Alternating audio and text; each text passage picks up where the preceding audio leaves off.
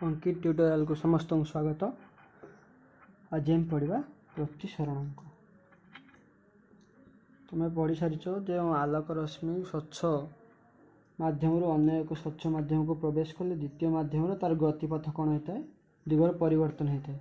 देख बर्तमान आम ने यहाँ हूँ वायु माध्यम, यहाँ हूँ वायु माध्यम, यहाँ हूँ काच माध्यम, एटा पुणी हूँ वायु माध्यम। आमर कौन है हूँ दुईटी निर्दिष्ट माध्यम यही दिग परिवर्तन परिमाण प्रतिसरणांक उपर निर्भर करे। दुईटी माध्यम भितर आलोक संचरण आपेक्षिक वेग सहित प्रतिसरणांक संपर्क रही। प्रतिसरणांक कौन गोटे माध्यम आलोक एमती आसूला तिर्यक भाव एवं यही दिग परिवर्तन है, ये कौन है एमती है तो दिगर ये परिवर्तन हो गला। ये जो वायु माध्यम काच माध्यम को आसला तापर पुणी वायु माध्यम आसला तो दिगर परिवर्तन है, ये अभिलंब दुटा अंकित है। ये जो वायु माध्यम आलोकर वेग हूँ के 3 × 10⁸ मीटर पर सेकेंड, जोटा कि सबुठ अधिक है। वायु आलोकर वेग शून्य माध्यम तुलन में सामान्य कम, सामान्य मात्र आलोकर वेग काच व जल माध्यम यथेष्ट ह्रास पाई था। गोटे दत्त माध्यम जुगल प्रतिसरणांक से दुई माध्यम आलोकर वेग उपर निर्भर करे। आलोकर वेग जोटा कहली बर्तमान वायु माध्यम सब अधिक होता है और प्रतिसरणांक कम। गोटे तापर रहा कौन तापर ये लक्ष्य कर मन कर प्रथम माध्यम आलोकर वेग v1, ये जो प्रथम माध्यम आलोकर वेग के v1 और द्वितीय माध्यम आलोकर वेग हूँ v2। प्रथम माध्यम तुलन में द्वितीय माध्यम आलोकर सणांक को आलोकर प्रथम माध्यम वेग और द्वितीय माध्यम वेगर अनुपात द्वारा प्रकाश करें। प्रकाश कर n/1 जो कौन हो प्रतिसरणांक कौन हो प्रथम माध्यम द्वितीय माध्यम को जाऊँगी से कौन हम आलोकर वेग को आम केमी प्रतिसरणांक को केमी आम लिखा n/1 = प्रथम माध्यम आलोक बाई के द्वितीय माध्यम आलोक। से ही भाव जितेबाला जदि द्वितीय माध्यम जो यहाँ हूँ द्वितीय माध्यम जो पुणी कौन हो प्रथम माध्यम को आलोकटी जाऊँगी तार प्रतिसरणांक केते n/1 द्वितीय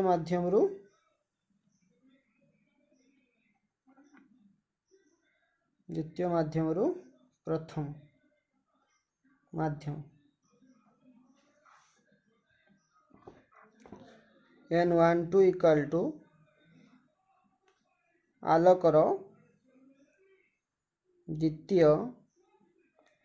माध्यम बाई आलोकर प्रथम माध्यम। एठी कौन थिला एटा हूँ v1/v2 कारण प्रथम माध्यम द्वितीय माध्यम जाऊँगी। एठी कौन है v2/v1। जदि प्रथम माध्यम शून्य हुए तेज शून्य माध्यम तुलन में द्वितीय माध्यम प्रतिसरणांक को द्वितीय माध्यम परम प्रतिसरणांक कहुए। परम प्रतिसरणांक माने प्रथम माध्यम शून्य यह कौन कहुए n/20 बोली कहुए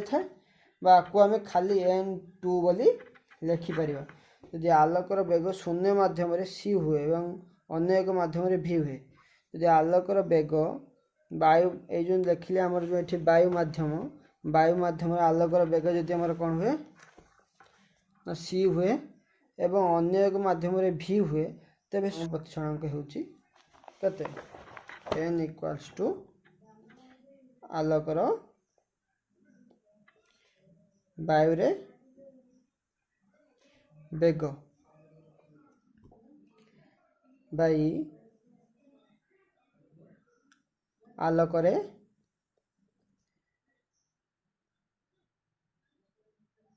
माध्यमर बेग जोटा कि आम नहीं कौन सी आ भी नहीं सी बाई भी ये पिला देख बर्तमान गोटे सारणटे देती बेस इंपोर्टाट किसी ना जाना दरकार केवल कौ कौ मध्यम केते प्रतिशणांक देख वायु रे 1.0003 बरफ रे 1.31 जल रे 1.33 एतिकी मन रख एवं काचरे सबुठारु अधिका 1.53 आमे जानिबा जे वायु रे शरणांक होची 1.1003 तो वायु रे शरणांक जार जेते कम हबो ता भितरे लाइट कौन हम अधिक मात्रा रे प्रवाहित हम से स्पीड रे अधिक मात्रा हो तेणु वायु सब आलोक अधिक परिमाण में जापे और काचरे कौन होता है ना आलोक सब कम परिमाण जाता है तो आम जानते आलोक 3 × 10⁸ मीटर पर सेकेंड जोटा कि आलोक सबुठ वायु रे अधिक परिमाण में गति करता है किंतु सबुठ कम रे कौटी गति कर ना काच भर सब कम गति कर देख ये ये निगला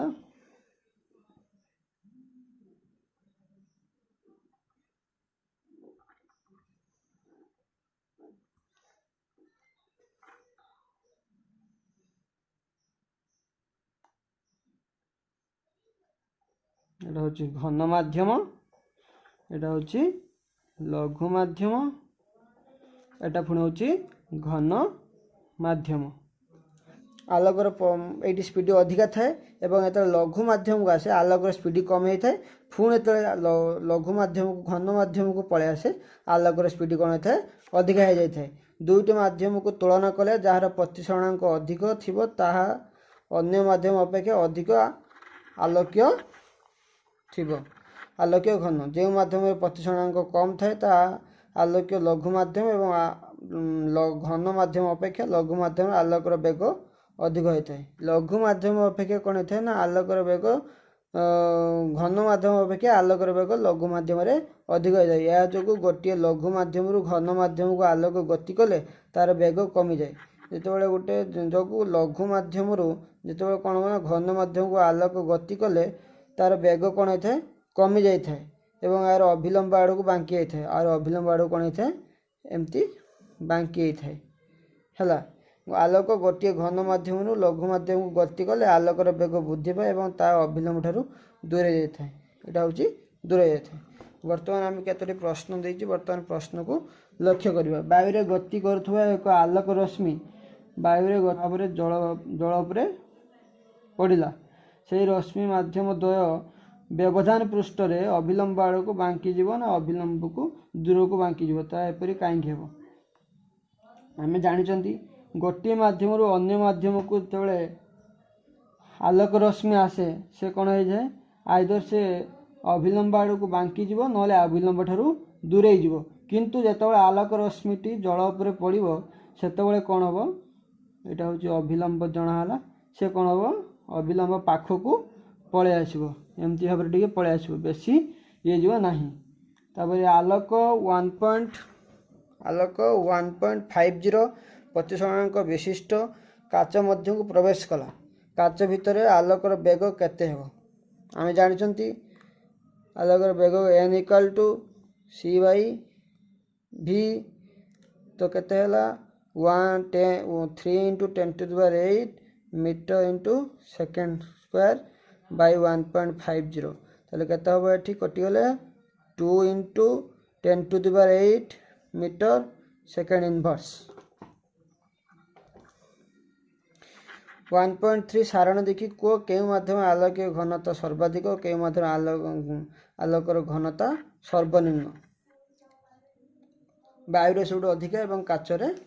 कम होता है तापर हीरार प्रतिशरणांक 2 पॉइंट हीरार प्रतिशरणांक 2 पॉइंट एटा पिला माने घरे करिवो एटा सारण देखी करिवो हीरार प्रतिशरणांक 2.42 यार अर्थ कौन हीरार प्रतिशरणांक 2 पॉइंट माने हीरारे 2.42 आकार रे लाइट टी निक्षेप होता है तेणु हीरार प्रतिशरणांक 2.42 तापर वर्तुलाकार लेंस रे प्रतिशरण बर्तमान पिला माने आगर आम पढ़ी सब कौन पढ़ते मिरर विषय पढ़ी आम जिते एजे पढ़ के आसले सब कौन पढ़ के आसले ना मिरर विषय पढ़ की आसले। बर्तमान आम पढ़ा वर्तुलाकार लेंस रे प्रतिसरण। आम पिला माने जानछंती प्रतिसरण कौन आलोक गोटे मध्यम अन्य गोटे मध्यम को गले ताको आम प्रतिसरण बोली कही था। प्रतिसरणांक कौन आलोक कौन होता है ना गोटे मध्यम अन्य मध्य को गला बेले अभिलंब आड़ को लंबी जाए ना अभिलंब ठार दूरे जाए ताको आम प्रतिसरणांक कह। रिफ्रैक्टिव इंडेक्स आम बर्तमान पढ़ा वर्तुलाकार लेंस रो प्रतिसरण। जितेबाला आम दर्पण उपर आमर पढ़ते कौन उत्तल दर्पण अवतल दर्पण पढ़ी आम सेमती भाव में पढ़िया कौन वर्तुलाकार लेंस रे प्रतिसरण माने उत्तल लेंस विषय पढ़ा और अवतल लेंस विषय पढ़ा। और जबकाच देख देखिए जो सब चश्मा पिंधुं से लेंस कौन होता है ना परिवर्धित हो जाए बढ़ी जाए चश्माटी से सामान देखिए ना कि समतल दर्पण रे कौन देखिए हूँ आम दर्पण रे कौन देखिए से सामान थी किंतु लेंस रे कौन हो उच्चाखाद देखिए। तो तापर कौन या जदि जदि आलोक रश्मि पड़ा आलोक रश्मि पड़ा बेले एभली भाव में बांकी गला और आउ गोटे आलोक रश्मि आम नेले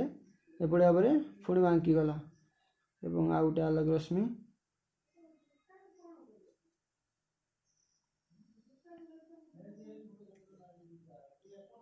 देखिए पिला माने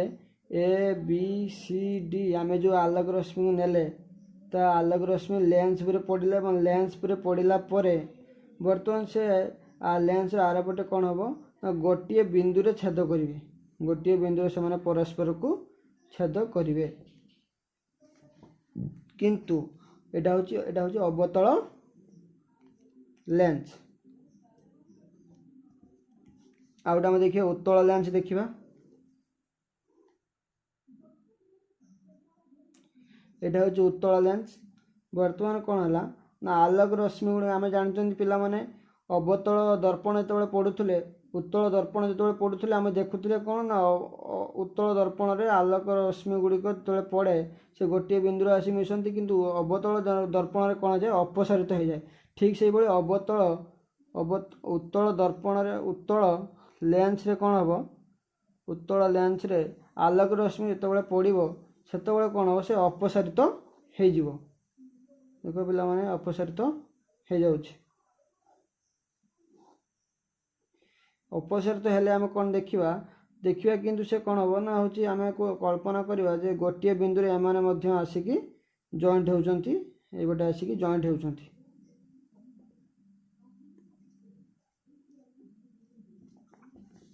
तुमको जो गोटे पृष्ठ वर्तुलाकार हो पारे गोटे अन्य वर्तुलाकार हो पारे दुईटी भी हो पारे गोटे भी समतल आ गोटे वर्तुलाकार हो पारे से लेंस को दी उत्तल बा गोटे उत्तल लेंस ये कटागला उत्तल लेंस कौन कही बर्तमान जो रश्मि गुड़िक सब लेंस रे पड़ो से कौन कर गोटे बिंदु जा सब मिलित हेबे से भीतर को पशि था कौन कह आम अवतल लेंस बोली कहवा किंतु अवतल लेंस को कौन कहे अपसारी लेंस कारण मुझे कही बर्तमान रश्मि गुच्छ गुड़िक उत्तल लेंस पर पड़े रश्मि गुड़िक अपसारित होमको देखा कौन गोटे बिंदु एम आसिकी छेद कर गोटे लेंस दुईटी वर्तुलाकार पृष्ठ थाए गोटे लेंस देख पिला मैंने सब गोलकर अंश भाई देखा जाऊँगी एपटे गोटे अधा अधा गोलक एपटे गोटे अर्धा गोलक मिसिक कौन हो एपटे भी अधा गोलक मिसिकी गोटे लेंस क्रिएट करूछंती। लेंस मध्य को कौन कहुए वक्रता केंद्र बोली कहुए। लेंस वक्रता केंद्र साधारणतः सी अक्षर द्वारा चिन्हित कराए। लेंस दुई वक्रतल पर दुईटी वक्रता केंद्र थाए C1 और C2 बोली यहाँ को कहुए प्रमुख अक्ष बोली कहुए। लेंस मध्यबिंदु को आलोक केंद्र कहुए। लेंस मध्य बिंदु कौन कहुए आलोक केंद्र बा ऑप्टिकल सेंटर बोली कहुए। या को आम कौन दे था ओ बोली नामकरण करि थाउ। आलोक केंद्रटी वर्तमान गला ये पूरा सीधा गला कारण ये कौन है ना ये हूँ आलोकर केंद्र दी जाइए ओ आकार नामकरण कर केंद्र दी जाए तेणु यह हूँ कौन हो ना से लेंस रे जाइथिबा रश्मि विपथ हुए ना डेविएशन हुए ना से सीधार ही पुणी पड़े जाए कौन अलग ता पथ चेंज करी न थाए। वर्तुलाकार लेंस मझिरे जो क्षुद्र वर्तुलाकार परिसीमा भितर लेंस प्रतिसरण करे तार व्यास को लेंस द्वारक बोली कहुए। यहाँ हूँ गोटे कौन क्षुद्र एवं वृत्ताकार परिसीमा भितर जो लेंस प्रतिसरण करे ये जो लेंसटा कौन है ना हूँ ये कौन है लाइट पड़ा एवं तार जो व्यास को कौन कहुए द्वारक बोली आम कहवा। देख पिला माने ये देइछि गोटे उत्तल लेंस को आम कौन कले ना आम ताको सीधा न रखी सूर्यंग आड़ को दबा और सूर्यंग आड़ को आसुवा रश्मि गुड़िक गुच्छ को आम कौन करवा गोटे कागज पृष्ठ पर केन्द्रीभूत करवा। आम किसी समय पर देखिपर सूर्यंग ठार आसुवा रश्मि गुड़िक कौन हो से लेंस पर पड़ी एवं से कागज पर पड़ी था से कागज कौन होता है किसी समय पर धूआं बाहरी था आम जाना कागज टी आस्ते आस्ते कौन है जली गला बर्तमान से पड़ता है। देख प्रमुख अक्षस यहाँ हूँ प्रमुख अक्ष और प्रमुख अक्षस समांतर भाव में प्रमुख अक्षस कौन होता है ना समांतर भाव में रश्मि गुच्छ गुड़िक कौन होता है ना हूँ लेंस पर पड़ी था। ये रश्मि गुड़िक अपसारण है प्रतिश्रुत रश्मि गुड़िक लेंस अपर पार्श्व अभिसारित हो प्रमुख अक्ष उपर गोटे बिंदु पर मिलित होती कहते पिला ये जो रश्मि गुड़िक कौन है ना समांतर भाव में लेंस पर सब पड़े एवं लेंस पर सब पड़ी कौन है ना हूँ अपसारित होगी लेंस एपटे कौन है ना गोटे बिंदु रे मिलित हो गले तापर कौन है फोकस बोली कहुए। ये जो बिंदुर को आम कौन कहवा ना प्रमुख फोकस बोली आम कहवा। बर्तमान अवतल लेंस कार्य कथा आलोचना करवा। तो एपटे पाइब एपटे मध्य पाइब एवं या को एफ द्वारा सूचित कर।